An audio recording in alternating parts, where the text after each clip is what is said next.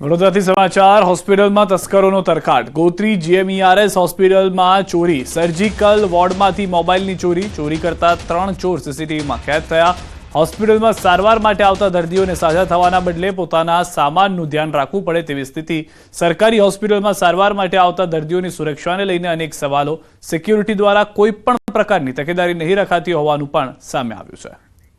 વધુ માહિતી ન્યૂઝ 18 સંવાદદાતા હાર્દિક પાસેથી મેળવીશું। સર્જિકલ વોર્ડમાં આ પરિસ્થિતિ છે હાર્દિક, ચોરી થઈ રહી છે, ખુલ્લેઆમ જોવા મળી રહ્યું છે, કઈ રીતે સુરક્ષિત માનવું હોસ્પિટલને પણ હવે તો? બિલકુલ થી આ ખૂબ જ ગંભીર વાત કહી શકાય, કારણ કે સર્જિકલ વોર્ડમાં જો આ પરિસ્થિતિ હોય તો જનરલ વોર્ડમાં કયા પ્રકારની પરિસ્થિતિ હશે તેનો અંદાજો લગાવી શકાય તેમ નથી।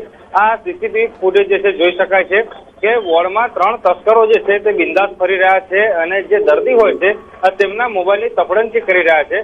આ ઉલ્લેખનીય બાબત છે કે હોસ્પિટલના જે સિક્યુરિટી ગાર્ડ છે તેમની આ ગંભીર પ્રકારની ભૂલ કહેવાય, કારણ કે ચલો કોઈ વ્યક્તિ અંદર પ્રવેશી જાય, પરંતુ સર્જિકલ વોર્ડ જે છે કે જ્યાં ગંભીર પ્રકારના દર્દીઓ સારવાર લેતા હોય છે ત્યાં આ રીતે લવર મુછિયાઓ ઘૂસી જાય અને મોબાઈલની તપડંચી કરે તે કેટલું યોગ્ય છે સૌથી મોટો સવાલ જે છે તે ઉભો થઈ રહ્યો છે। અને તમે કીધું એ પ્રમાણે કે આ સરકારી હોસ્પિટલમાં ગરીબ દર્દીઓ સારવાર માટે આવતા હોય છે ત્યારે આ ઘટના પછી હવે ગરીબ દર્દીઓ પોતાના સ્વાસ્થ્યનું ધ્યાન રાખે કે પછી પોતાના કિંમતી સામાનનું ધ્યાન રાખે તે સૌથી મોટો સવાલ જે છે તે અહીંયા ઉભો થઈ રહ્યો છે। આ કોઈ પહેલી ઘટના નથી, પરંતુ ભૂતકાળમાં પણ ગોત્રી જનરલ હોસ્પિટલ જે છે તે અનેક વખત આ જ રીતે વિવાદમાં આવી ચૂકી છે। સિદ્ધાર્થ, આભાર સમગ્ર માહિતી બદલ। તો હાલમાં આ પહેલા પણ વિવાદમાં આવેલી ફરી એક વખત જીએમઈઆરએસ હોસ્પિટલ જે છે તે વિવાદમાં આવી છે, આ વખતે કારણ ચોરી છે।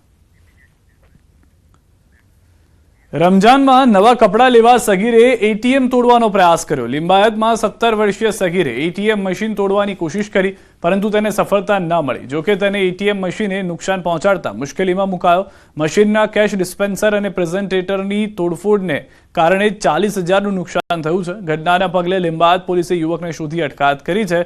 યુવકની ખરાબ આદતોના લીધે પિતાએ આ સગીરને ઘરમાંથી કાઢી મૂક્યો હતો। સુરતથી સમાચાર ભુવાસળમાં વિદ્યાર્થીની આપઘાત મામલે રોષ। મૃતક વિદ્યાર્થીનીનું આખું ગામ આશ્રમ શાળા પહોંચ્યું છે। ગામ લોકોએ આશ્રમ સંચાલકો સામે સવાલ ઉઠાવ્યા છે।